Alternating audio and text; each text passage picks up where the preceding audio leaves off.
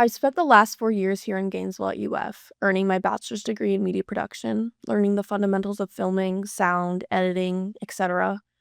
But I didn't actually need any of those skills for the video that you just watched, because I made it in less than 5 minutes in a CapCut template. And it works, and I'm sure UF students would repost it and it could get a couple thousand likes, but it didn't really require anything from me. And that's the part that feels weird. Right now, more people are creating than ever.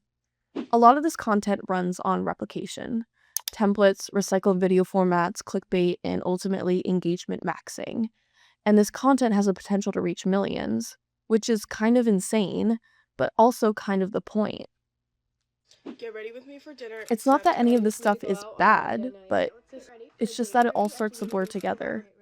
But some stuff is, really bad, like Fruit Love Island, which is the perfect example of how far you can push something visually without it actually meaning anything.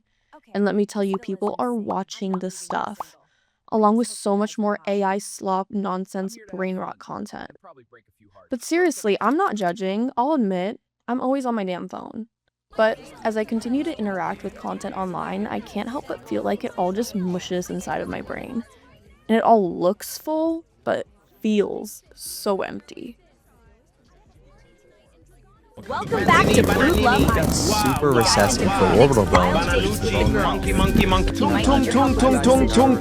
Tung sahur. Anomali mengerikan yang hanya keluar.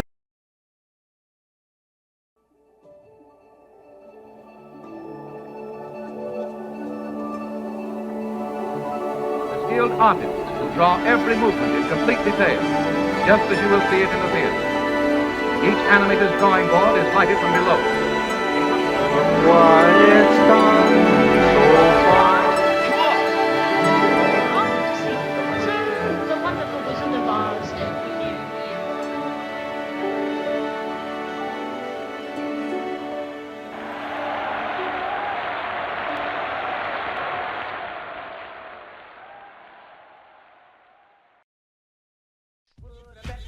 Everyone wants to DJ.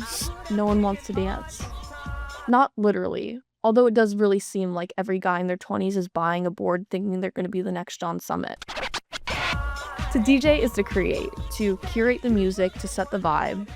DJs are watched, praised, the center of attention. But why is everyone just standing around?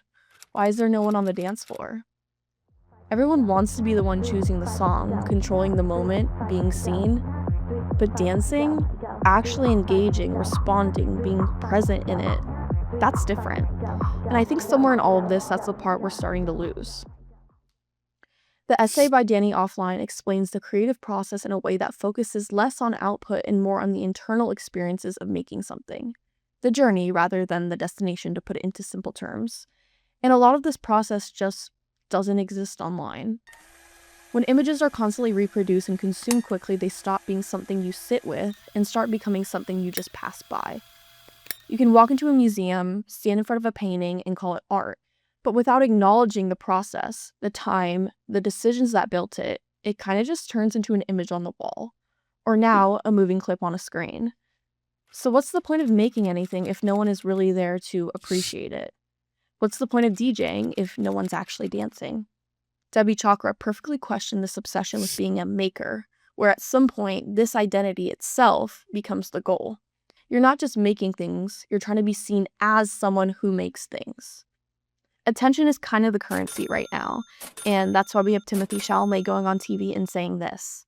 And I don't want to be working in ballet or opera or, things where it's like, hey, keep this thing alive, even though no one cares about this anymore. Yeah. All respect to the ballet and opera people out there. I just lost 14 cents in viewership. But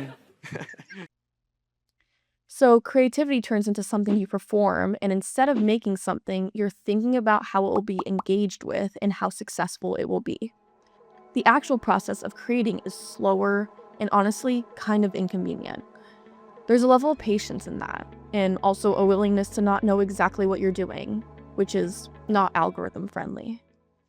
When it comes to AI and quick editing tools and engagement techniques, the problem isn't really the tools themselves, but how easy it is to stop engaging once the tool starts doing most of the work. Because then you're not really exploring an idea, you're just selecting one.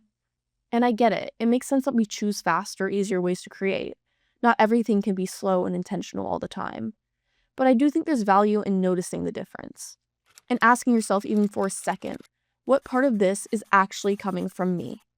What would this look like without the template, without the format, without the pressure for it to perform? There's no perfect way to do this. No routine that suddenly makes everything click. Most of the time it takes longer than you want it to, and it probably won't get the same attention. But that's what makes it so meaningful, because not everything has to be content. Some things can just exist, half-finished, unposted, maybe even kind of bad, but ultimately real. You don't always have to be the one controlling the moment. Sometimes it's enough to just be in it.